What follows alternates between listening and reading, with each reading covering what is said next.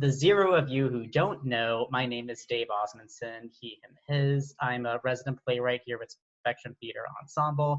And I've invited you all here because y'all have, on one level or another, directed neurodiversity. And I thought these are great people to talk to about this subject. So I think this would be a really good opportunity to pick your brains on this topic. So first I want to go around and have everyone introduce themselves, starting and kind of a little bit of what you do and how you directed neurodiversity in the past. So let's start with Kristina.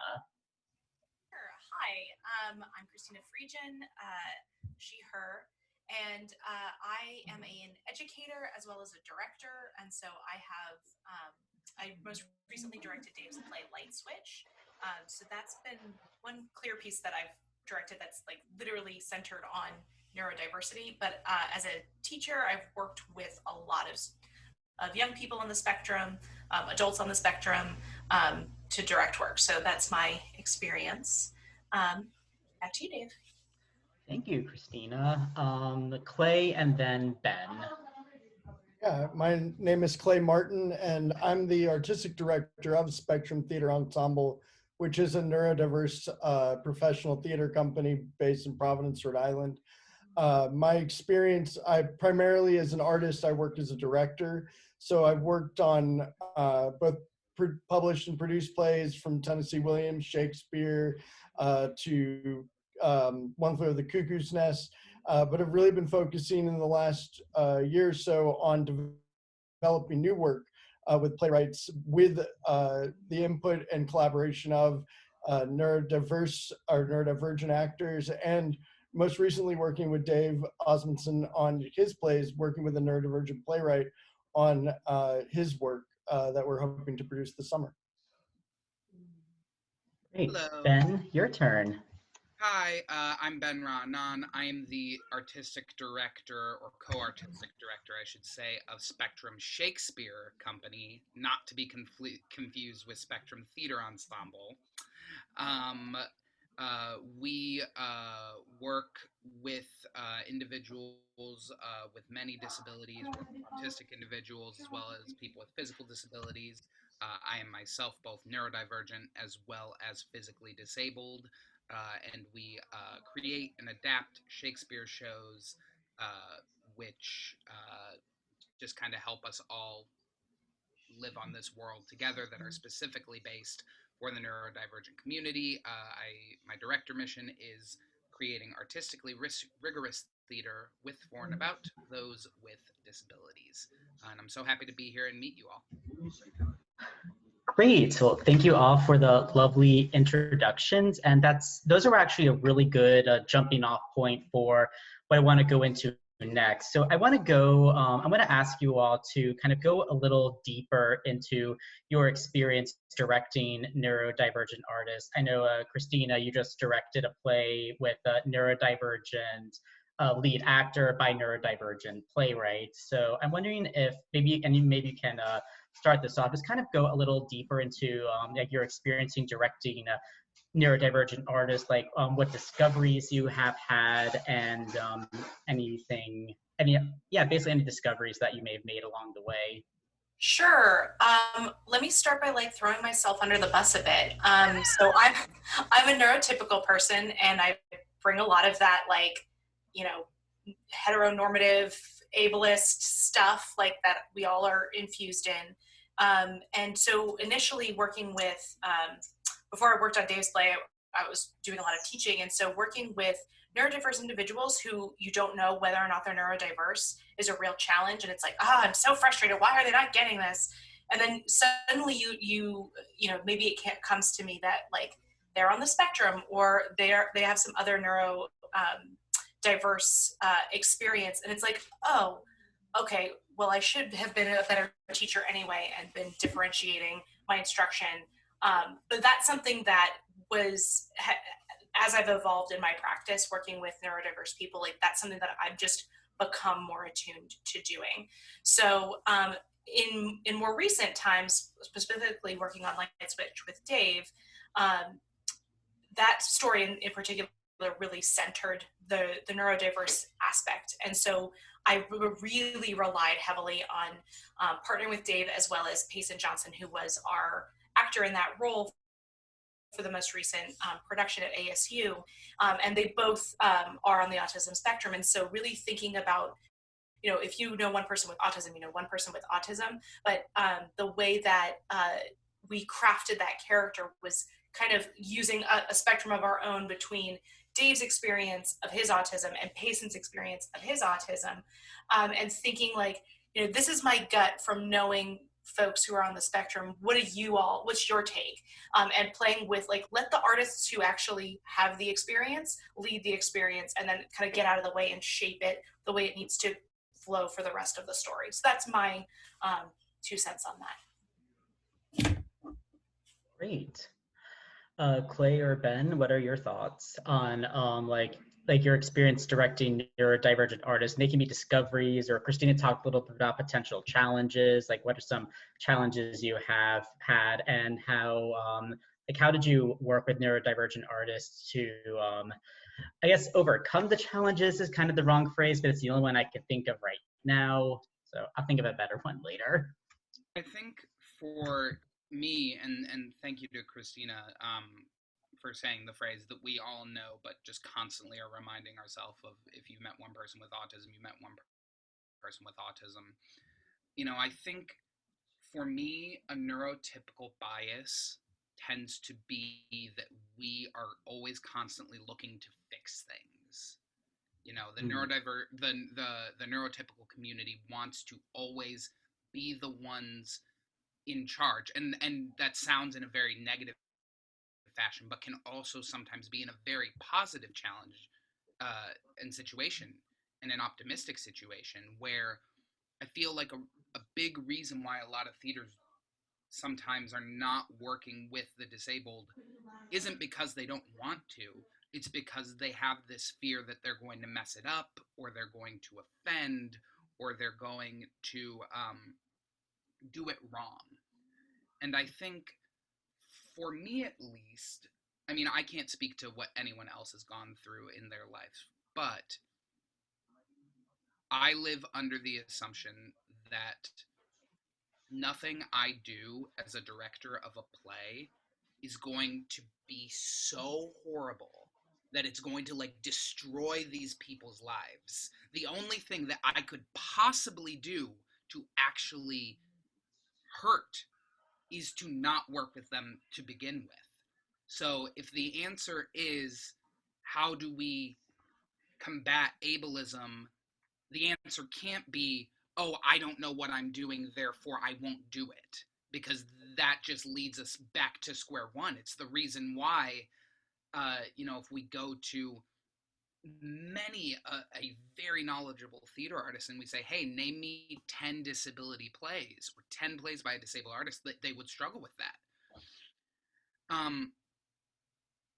And because of that, I'm a big believer in everybody in the world has accommodations and accessibility needs. We know this. Like, we as the disabled community have kind of taken that phrase of accessibility, but in reality, everyone has accessibility needs. Whether you walk in and you're like, man, I just had this horrible fight with my mom and I'm pissed off.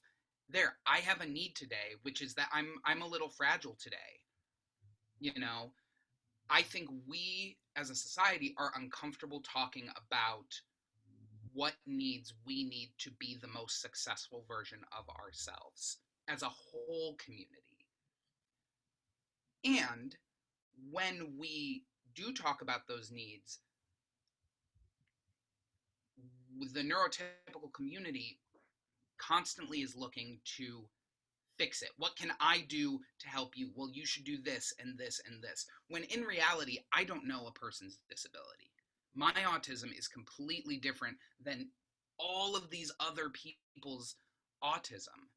So I don't know what's going on in your head. So I cannot actually give you the best accessibility need that you need to do in rehearsal. That's with you. What I can do is create the most open space where you feel comfortable saying, hey, here's the accessibility need that I need today.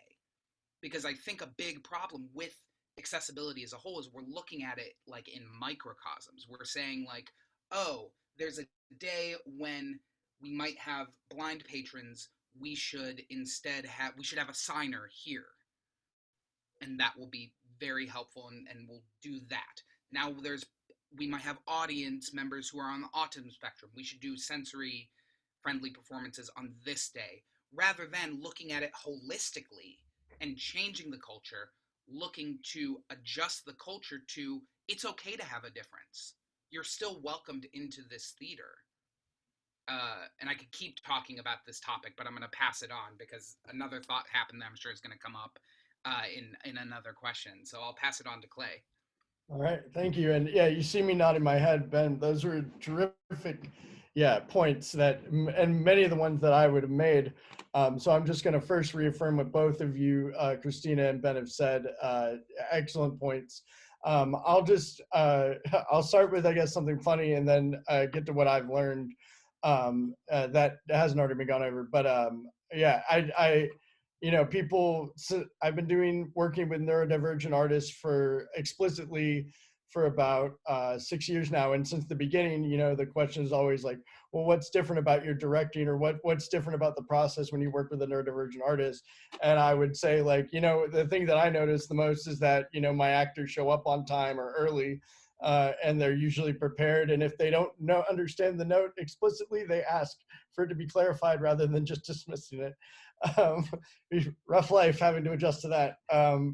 But what I would say is that it's less about what anything I've adapted to working with neurodivergent artists has just I've applied to all artists, because like Ben said, it's just made me a better director. That what it did was it stopped me from evaluating whether somebody was doing the right thing or was giving me what I asked for, and in a way of like, are you working? Are you pulling your weight? And instead really changing who I am as a director to solely, or at least primarily, being the person there to facilitate the best performance that artist can give, no matter who they are, neurodivergent, neurotypical. And I would say the biggest a mantra that STE has that I really live by now is that we communicate clearly what we can provide and what we need. And honestly, one of the things that I've evolved the most on is advocating that for myself, of what I need and what I can provide. And so that giving that openness to artists to say, like, I can provide an empathetic ear and 1,000 different solutions and experience, not doing this with a range of artists and ages, abilities, ethnicities, anything. And like, what I can give is like any idea I have, and a willingness to explore anything that can help you give the best performance that you can. And it sounds really simple, but I think it's a fundamental shift that I've had, and I would encourage other directors that these aren't, yes, I discovered them more explicitly because I was working with neurodivergent artists who I knew needed help and needed accommodations, but then it became everyone. I don't say that or that even it's neurodivergent artists that I end up facilitating the most in any rehearsal process. It's whoever needs it and what they need. Please. Oh, that's it. Yeah. Well, it helps everyone, doesn't it? I mean, I was struck by the thing you were saying there of like, yeah, it helps all of us become better directors of like, great. So what I am hearing, what I am taking is you need my note to be more clear, more concise, and actually have an outcome rather than be this kind of amorphous, abstract thought. And I'm like, yeah, wouldn't it be better for all directors if we just did those three things? Like, be more concise, speak more clearly, and give something that has an actual outcome-based note, which I think sometimes we put ourselves on this pedestal as directors of like, let us get these like wild, fanciful things, when in reality, what we're doing is helping actors figure out how to best play, how to best imagine, how to best tell the story that they find interesting. Absolutely. Yeah, I mean, I Add hear on you to on that, that. and what you said about really addressing outcome-based process, which actually inherently is theater. Theater is an outcome-based has an outcome-based model that you open on a certain night, and so your goal is to get there, to open on that night. And if you can be outcome-based rather than process-based, like, then you can build flexibility to, like, oh, we need an extra day to run this scene, or like, oh, like, we're ahead of the game, let's move on to this, that you can adjust your schedule knowing that your outcome is what you're centered towards. And it's really how you work with, I think, successfully with anyone, but especially helps people who desire clarification and clear explicit stuff. It allows you to explicitly be flexible to adjust for accommodations. Right. Well, and your outcome can be, let's be flexible. You Yeah, know, right. a lot If of you're people are like, explicit, so yeah. you're saying we have to get this one scene by today? And well, no, that's not what I'm saying at all. My goal can be, hey, let's play today. Yeah. You know, I think I'm sorry, Christina, did I cut you off? Christina. It looked like you were. I was just gonna say my experience is, I think, similar but like a little bit different, is trying to get off of the train of like, opening night is coming and we have this much time and I have to rehearse. And when you're in that like to-do list, checklist mindset, it's not super helpful for accommodating anybody's needs. And so really focusing more on like, the product will come, I know where I want to get to, and like having that as a goalpost is good, but like then really centering your and facilitating your rehearsal from a place of like, what do I need from Dave, or what do I need from Clay, or what do I need to tell Ben? Like, how do I need to work with these individuals? What's the best communication strategy or game or activity or whatever tactic to get them that much closer to the goalpost? So as a director, it's a little bit about, like, for me at least, having those in mind, like, what's the best way to communicate with everybody? Right. Totally. Great. This is actually a really, really neat segue into the next question I had. And Ben really brought up accommodations and what we can and how we can accommodate neurodivergent and or disabled, not only artists, but audiences too. So, and maybe Ben, you can provide the jumping off answer for this question. So, what accommodations can neurotypical directors or neurodivergent, or really any director, like make for neurodivergent artists and or audiences? I know we mentioned a few, but what were some others that we that have not come up in conversation? Sure. I will take your question and adjust it just a little teeny bit. So tell me if I'm not answering your question. You know, theater for so long has been based in this very like white supremacist, ableist hierarchy. Like, we know that. As theater artists, we as a community have accepted that. We know this. And so we think of what we are looking to do, and so often these kind of very rigid rules that we follow aren't in line with the overall mission of what we are trying to do, which in my opinion is, you know, explore how two people talk to each other or interact in this place we call world.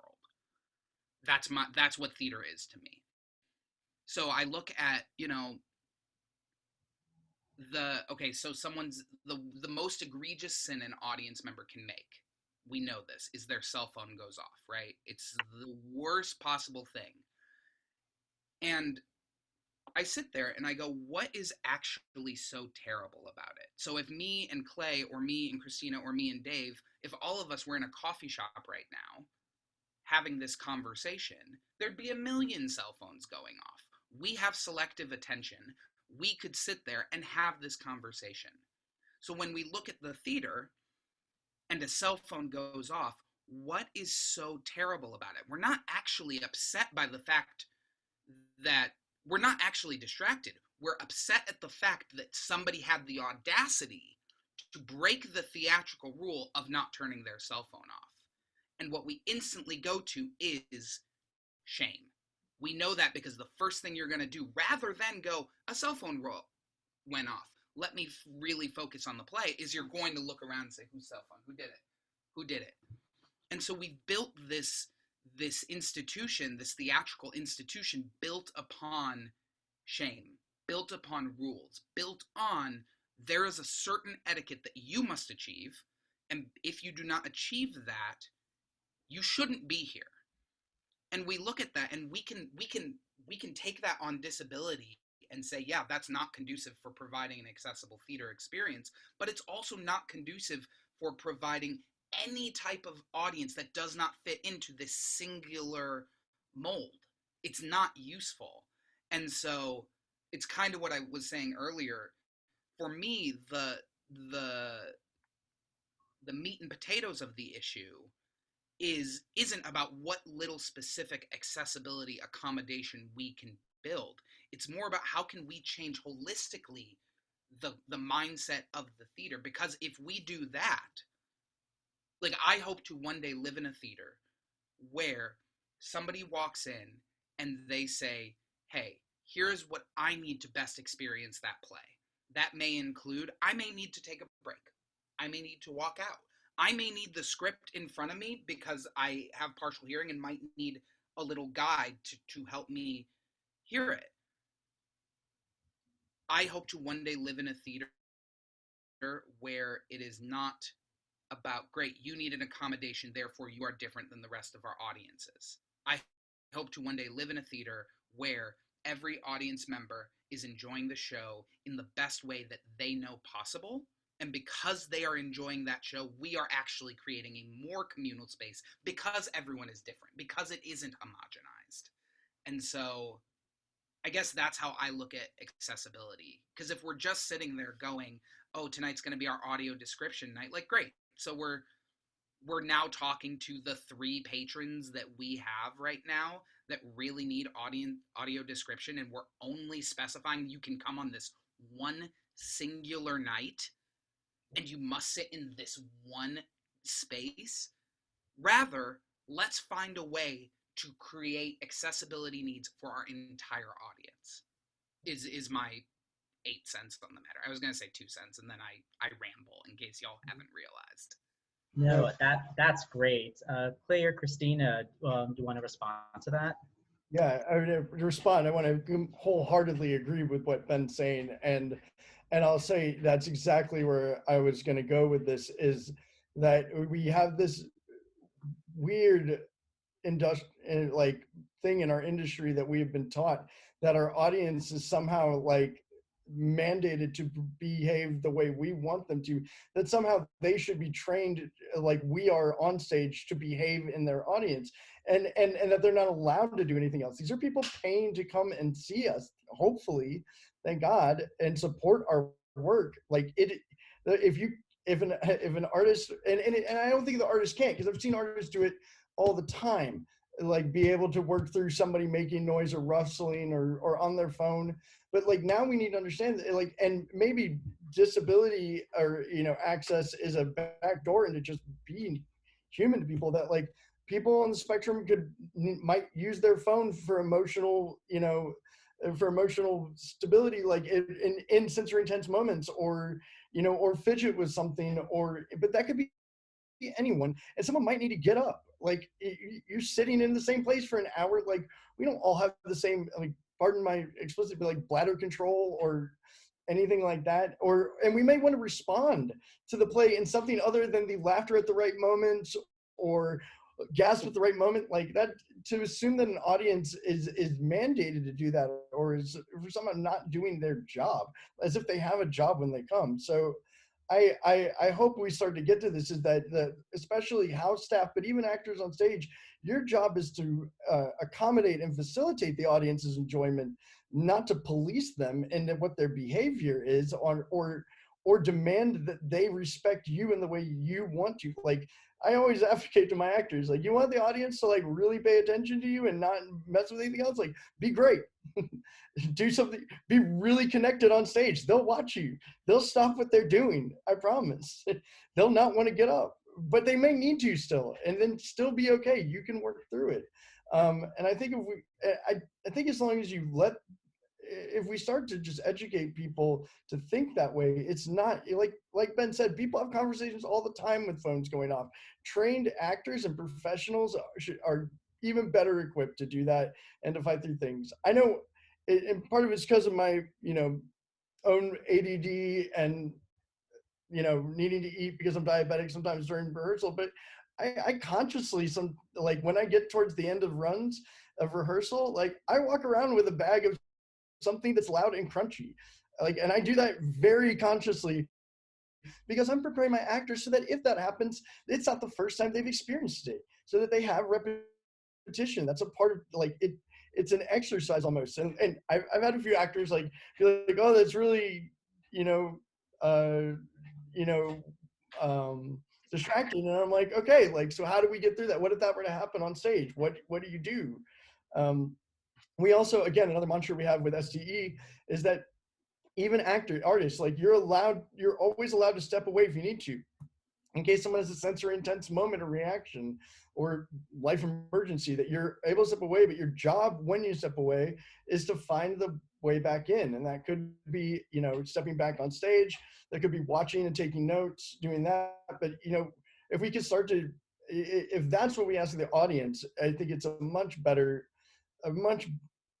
more fair ground, and will get us more audience members. We're at a point in our industry where we're constantly worried about what the next audience is coming from or how we keep the audience we have. It's you keep them is by not alienating everyone that doesn't follow your rules, or having rules that they have to follow.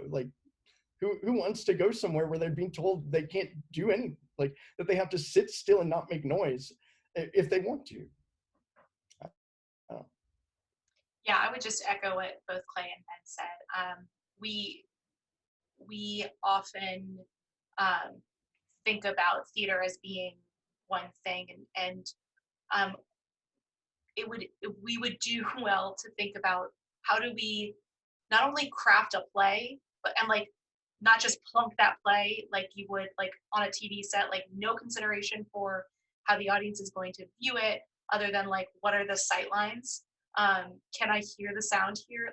If that's the most we're doing to accommodate our audiences, I agree with them. That's not enough. I'm in a Theater for Youth program, and so particularly thinking about young audiences having to sit for long periods of time, and it's we treat theater like it's the adult table, and where's the real party happening? It's at the kids' table.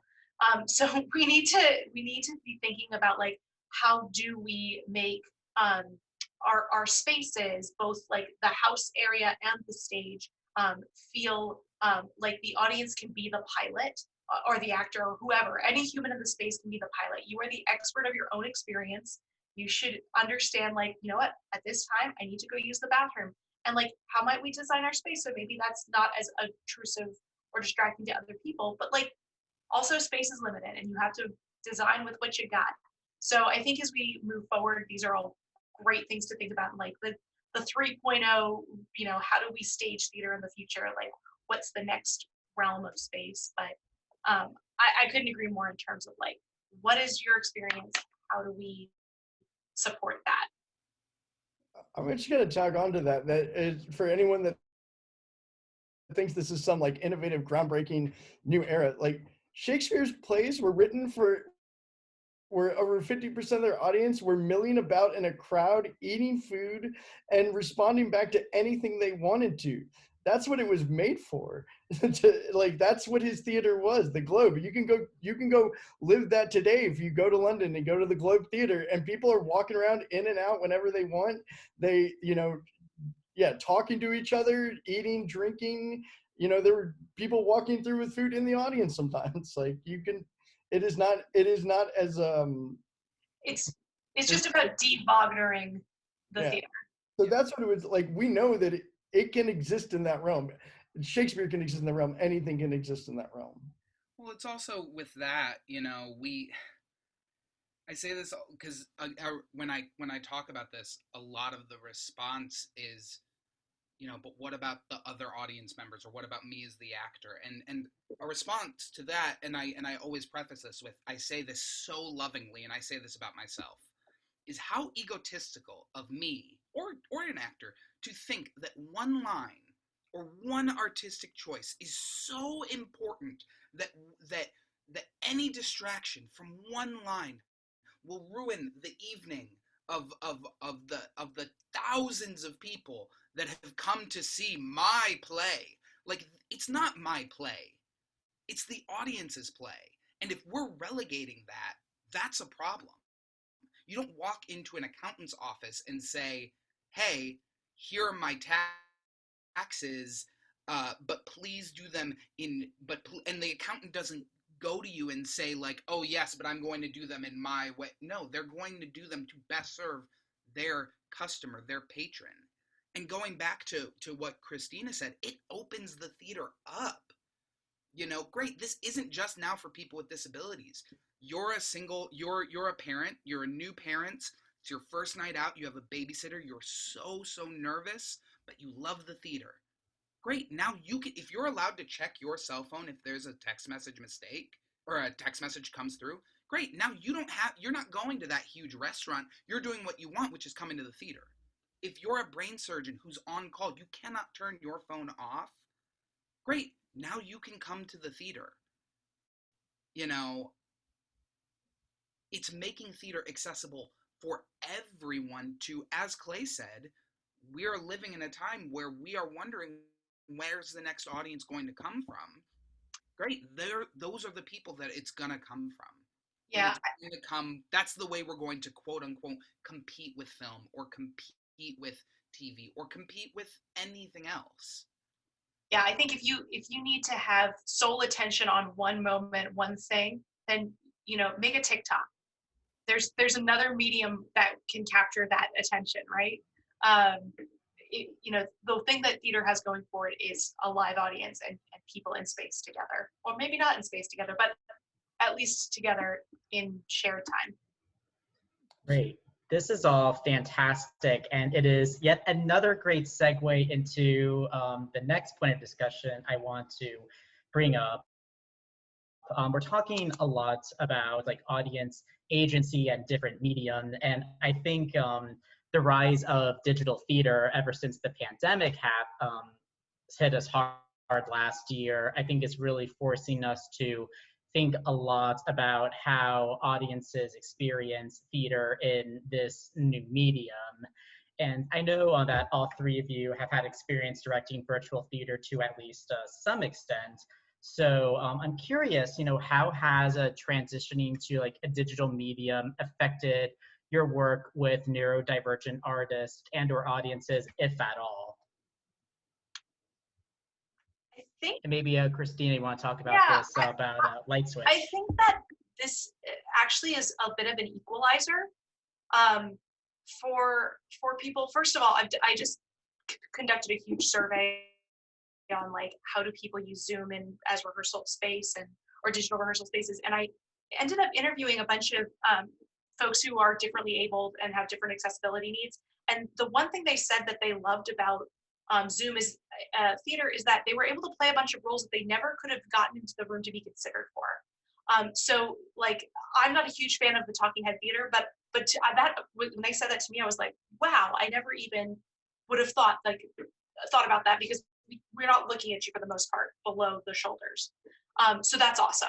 I think from a directing standpoint, you know, I find that I'm trying to understand everyone's experience in the room, and you just can't in this, like, unless somebody's going to take their camera and like literally show you, and you're going to map out what their space is, and they're going to tell you about like every other human who's in their house. Like, you just don't know what's going on in their space, the same way that if you're a neurotypical person, you don't, frankly, anybody, like, you don't know what's going on in anybody else's head or experience. And so it takes all of the assumptions out of the process, and everything is new. So I find it to be kind of an equalizing thing, and it's just about like, hey, this is what I'm experiencing. Like, one of my actors had a fan going on in his room, and I was like, we can't hear you anytime that fan's on. So like, let's play with your sound settings so that whatever you're doing can be heard by us.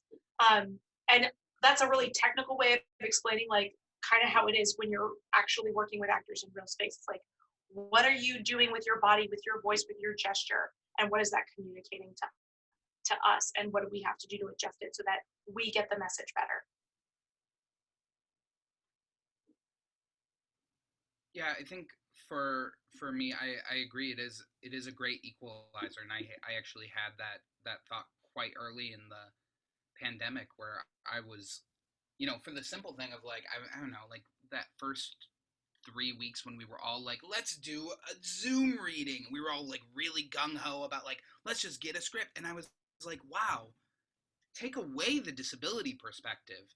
I'm like, wow, my favorite actor that I love working with in life is in New York. She's my favorite actor. I worked with her a long time ago. And I was like, wow, we can do a play together? Like right now. How fantastic, actually. And then looking at, as we all kind of centralize, and for my company, Spectrum Shakespeare, we transitioned to doing, shows for children in the autism community who were experiencing a deep sense of, I don't want to say loneliness because that generalizes it too much, but a deep sense of like, what the hell is going on? And what we found was we actually had an easier time working with these audience members and this population, because our shows are interactive, because people were in their own space. People were in their comfort zone, and I watch all these things of, whenever you get a Zoom play now, there's usually the artistic director pops on first to say like, hey, welcome. Also, we're struggling because, the theater industry right now, please donate something. And there's always this thing of like, and also, what a gift that you're watching this in the comfort of your own home. Go grab some food. Go grab some drinks, Like, if you need to pause it for a second, go do it. Which is not the medium that we have all been accustomed to. However, there is positives. If we look at, rather than saying all the things Zoom theater cannot do, what are the things that Zoom theater can do? What are the things that we actually are able to achieve? And if we look at it from a place of optimism rather than a place of pessimism, I think you can actually like create some really cool stuff, and I've seen it. And I have seen things, and I have done things, I should say, where it's like, yeah, this is just us trying to make a sad excuse and apologize for not being in a real theater, rather than, hey, look at this completely new art form that we are actually trying to change. And hopefully when we get back in real space, I hope Zoom theater doesn't die. Like, I think there actually is a place for it in our world, because it is actually quite more accessible. If you're someone that to go to the theater is a huge trek because you are in a wheelchair, because you have different needs and different health related needs, but you now can watch this thing virtually, that's exciting for me. Like, that makes me go, wow, we are actually we have unconsciously done the thing that we've been talking about within the disability community for years. And, it's like, thank you so much, COVID-19, for giving us that gift of being allowed to sit in this room together with the four of us who are in different spaces. That's exciting to me, because I probably never would have met Clay or Kristina had we not been able to do this thing together. Right. I'm so glad that y'all went first and reminded me of positive things about the Zoom format. I'll say that the benefits that I've seen are in the development rehearsal process. We very consciously, when COVID occurred and we went into lockdown, we were actually already developing our first new play festival, but shifted our focus for the entire year into development of new work and rehearsal, because I found that to be a huge benefit with Zoom, that we could connect with our playwrights much easier. People have more flexibility of time, also because they were all locked down and not producing 18 different plays. and connecting with each other for rehearsal purposes. And I will put a caveat that I think other theaters have made some innovative steps in creating ways that people can interact with the audience in pieces, in projects that were built for Zoom. If it's reading a play that exists or performing a play on Zoom, yes, there is the accessibility issue of like more people can see it. And so people that can't see theater live, I think that that's a benefit. But you know, what I found was that the thought that there's a live audience is kind of a fallacy. You're not getting their response. They're not in the room together. They're not like, so when you do that, I really came to the point of anything that we showed to the public, I stopped doing it live and went with a recording, because really I'm just cheating myself of the ability to make sure my actors have the best performance they want, or, you know, can adjust any mistake or editing or add captions, things like that that can make it more accessible.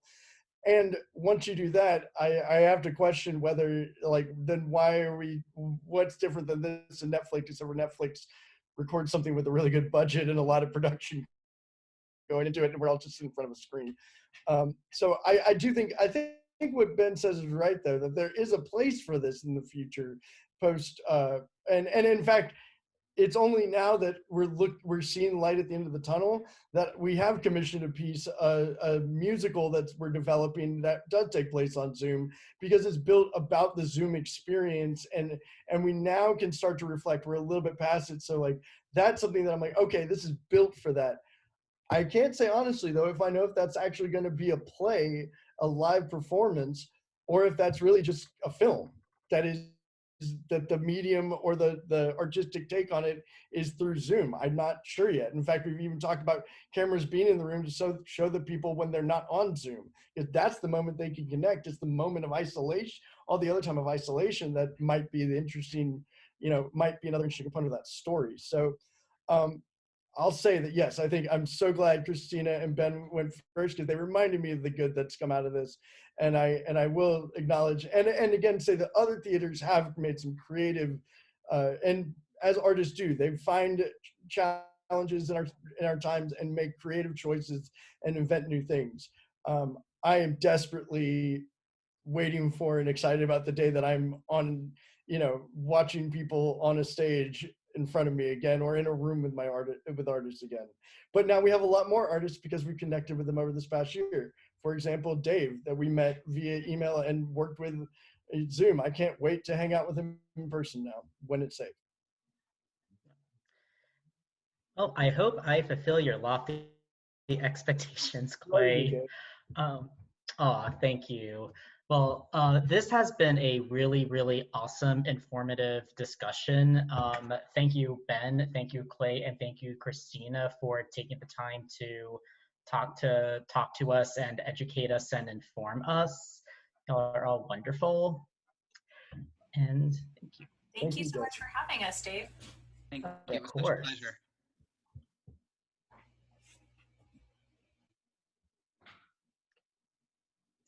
And I think we can stop the recording there.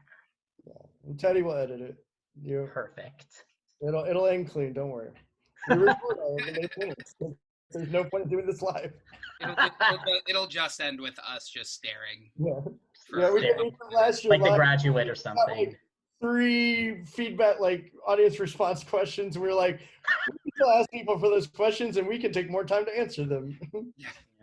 I will say, going back to our conversation about pre-recorded, like Kristina, after watching our school's production of Hetatron, I'm so glad we decided to pre-record Light Switch. Yeah, I went sitting through the dress rehearsal that had a gabbler. I was like, nope, not doing that. I really want to do something that is live digital, but we were not ready to do that. And I don't know if you all have read Light Switch, but like, if that flow of that energy stops, like I was like, the audience is just gonna turn the thing off. And it's such a good play. We did a reading of it last year. I recorded that whole thing completely out of order, like to facilitate people's time. But then we edited it with like captions, and it went like bam, bam, bam, bam, bam, and it's great because that's what an audience would see on stage. There's no way to get that in a live Zoom with all the technical, like Okay, yeah, also light switch, like how many characters? There's like, I think at least 10 actors.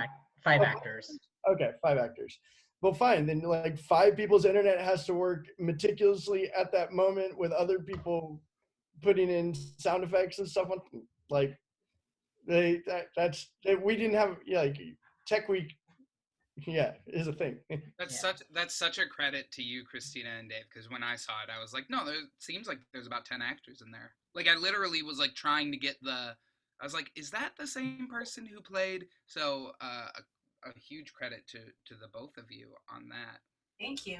That was another bonus of filming, is that actor who played multiple characters could have different facial hair in every scene. And Payson as Henry. Oh, yeah. Yeah, I'll say again, or Dave, you want to stop the recording just so you're not eating up space? I'm not the one recording. I don't think so. That Teddy. Looks like it's coming from Spectrum Theatre Ensemble. Oh, Teddy's on. Yeah, Teddy, if you're around, Teddy. can you do that recording? Just so we're not eating up cloud space. It's a limited resource. No, but the development side, like, you know what, like Gary Garrison, bunch of other great people that could give advice or like, and you know, feedback on the reading that we had. They were all able to see it, which the chances of all them getting to Providence or having that one, because also we recorded it, so if the people who really needed to see it didn't, we could like get them the link, and they had a month that they could watch and get feedback. Yeah. I mean, the only reason why we haven't done anything pre-recorded is the show we've been doing that we closed yesterday. Right. After like 4 months of really great performances. Right. We did like about 112 performances. They're so based. Yeah, it's 112 performances, but for a single audience member every time. So it's like an audience member of 112. And I just try to be, the other thing I try to be realistic with is just if anyone thinks that this is like the new economic vehicle of live theater, like that I'm as a theater lover, artist, career, like you can ask me if I'm going to watch a Zoom play over my Disney Plus tonight. Like I don't know if this is where the big bucks are coming from. The best pieces that I have seen are interactive pieces. So you're using Zoom as like, hey, we would have been doing an immersive show, but this is a lot cheaper and safer. Like, I'm not worried that an audience member is going to come attack me because they can't come through their camera. Right. Neurodivergent immersive theater, that could be that. And again, I've got a friend who's doing that. He's like doing an adaptation of Escape Room into a play, but he has cut scenes like a video game now and all that. Like, again, there are creative people doing cool stuff with this. Right. I'm just probably not doing Death of a Salesman via Zoom next season. That's not on our docket. Death of a Salesman not there anyways. But. For us, it's just everything we've done has been interactive and virtual and been completely immersive and is very much based on, hey, we're talking directly to you. Please have your camera on, audience member, as you are entering into the world of the play with us, rather than, so I guess passive observership is not actually what we're after. Right. In this medium, not even in life, but like to 8 actors, 1 single member of an audience, that's when this started becoming actually pretty exciting. Yeah. I find that any theater that is in Zoom that's saying basically like, turn your camera off, turn your mic off, don't touch the chat. We'll talk to you at the end of the show. Give us more of your time while we just do a little theatrical masturbation for you now. It's just not very interesting. Right. I do love, that has been one of my favorite things though, that like now I like that if you don't like a show, you can just turn your computer off. Dude, or if you're just like exhausted and you're falling asleep, you can just be like, this is really good, but I'm not gonna get through this without falling asleep, so shut down. There was this lovely people that they tried so hard to do a nice production of Curious Incident of the Dog in the Nighttime, which has its own whatever. I And wrote a whole paper about how problematic that show is. yeah, but like I'm on the mind that you can figure it out. You can Oh needle it yeah, away if you have the right people in the room, in my view. I agree. But there are these very nice students, and they only talked about accessibility, inclusion, and figuring it out. And I was like, are you all gonna ever rehearse the play? Because you keep bringing me in all the time, paying me to talk to you. When are you guys gonna rehearse the play? And then they're like, please see it. And I went and saw it, and like, yeah, I was like, oh, very clearly you did not actually rehearse the play. Like, yes, it's completely accessible. Yes, it's very whatever. And I say that just because I was able to turn it off and send them a nice like, oh, it was lovely, without having to, you know, do the stand up and walk out or the dear God. Because like, you know, you can feel it in an audience when they're like, oh yeah, they're sitting there, but they're not with you. Yeah, or put on your grace face, as they say. I don't have that face. Yeah, I maybe it's my neurology. I cannot do the grace face. It's not in me. I can always find something to positively reinforce any production, but I don't have a bullshit face, unfortunately, and I that's why I sit in dark corners in theaters. Kristina, I interrupted you. I'm so sorry. I interrupted you a couple minutes ago. What were you gonna say? I'm sure it was gonna be brilliant. Oh, I was gonna ask you. About Oh, sorry. Oh, Kristina. I don't know. The thought flew away from my brain.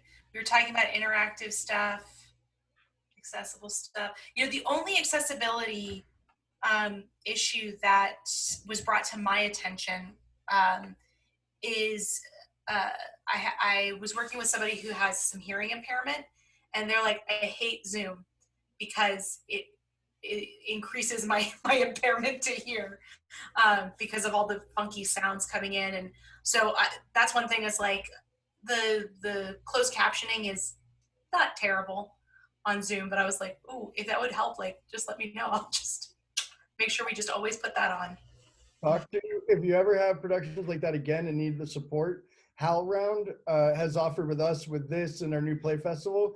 They will often help broadcast, but they will offer provide live sign language translators for anything that you do, both interactive discussions, but also performances and stuff via this medium. This was for a rehearsal situation, but that's good to know.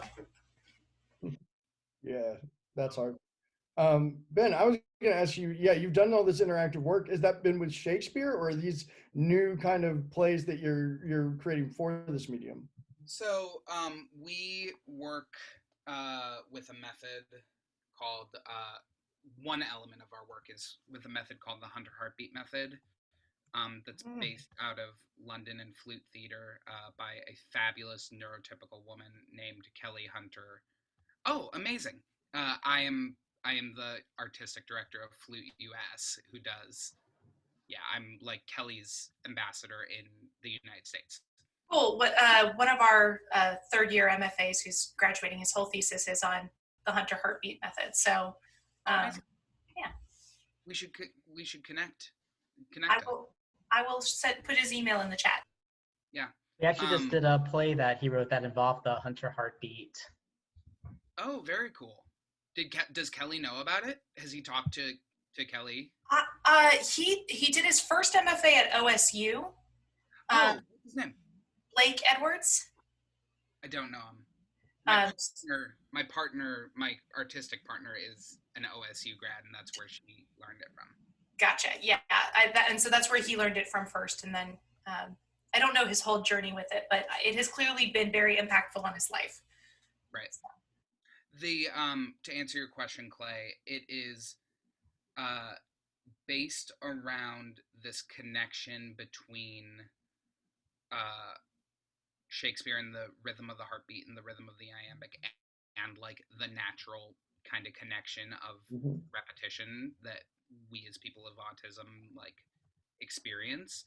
And it is very much about like the genesis of it is you take a scene, the short way to describe it, you take a scene, you boil that scene down to what is one line that is said that gets to the whole kind of essence of what the scene is about. So it's actually like, some famous director used to do that. I don't remember who they are.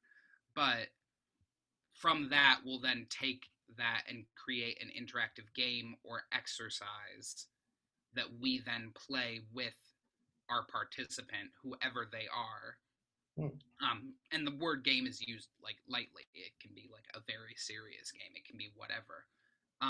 And then from there, we string each of these games, which we've created from all these scenes, with text, as we go from one to the next, to the next, to the next, interspersed with scene work in between them. So it's very much a, great, you're coming to act with us today.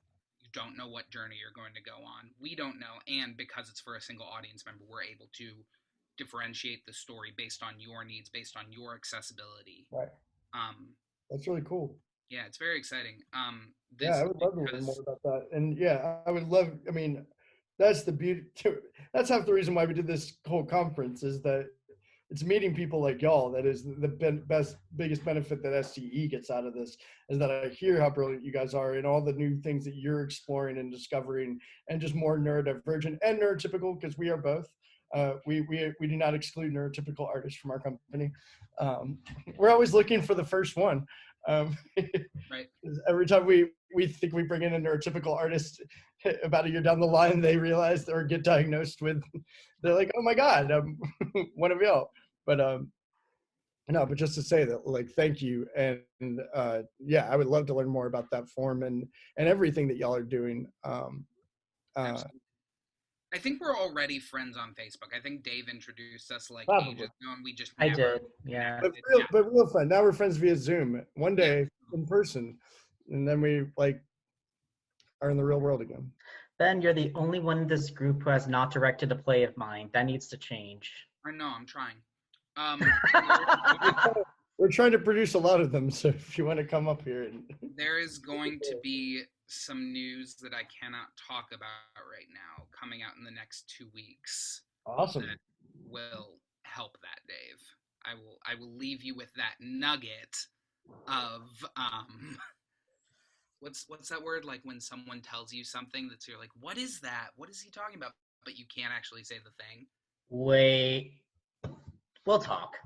We'll talk. Ben, have you heard of GatherTown? No, I haven't. What is GatherTown? It's an online meeting platform, essentially. It looks like a Super Mario Brothers, like you have an avatar and you can move them.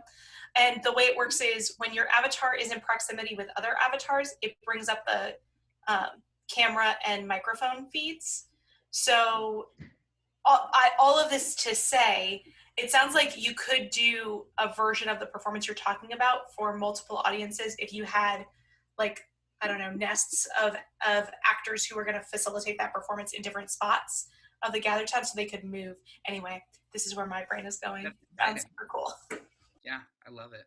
If you're interested, so Flute, which is our I guess we would call it parent company. Like, we were going to be Flute US was the original name, and then it was too close to Flute UK and everyone got confused. But they are doing their version of Midsummer Night's Dream big for World Autism Week, which we all know is kind of like, okay. But they're doing it every day in a new country this week. So today was India, tomorrow is UK, the 3rd is US. And you can go watch and hang out and then participate in it after. If anyone's interested, I'm happy to share a link with you.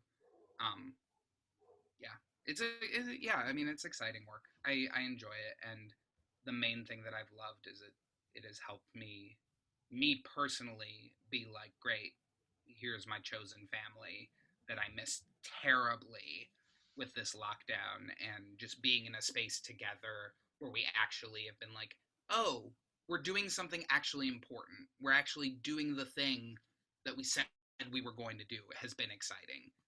And we're doing something completely different. So I completely understand everyone else's, like, we flip and hate this, because when I've been contracted to do quote unquote normal theater or readings, I've been like, yeah, this is not as exciting. Well, it's like trying to fit, you know, you gain 100 pounds and you try and fit in the dress you were wearing when you were 100 pounds less. Like, it doesn't work. You need to take the dress apart and you need to get some more fabric and you need to fit it to what the medium is. So anyway. Yeah. Theater is hypermedial. It can work in a lot of formats, but you can't shove the thing that it was into something new. You have to adapt. Yeah. Absolutely. I want to continue this conversation with both of y'all and Dave, of course, but I've got to run. But I just want to say thank you both so much for talking with us. I hope this is just the beginning of our conversations. And thank you, Dave, so much. You did an amazing job as usual and leading us through this great discussion. So I appreciate it. Thank you. It was lovely meeting all of you. Absolutely. Stay fierce and fabulous, y'all.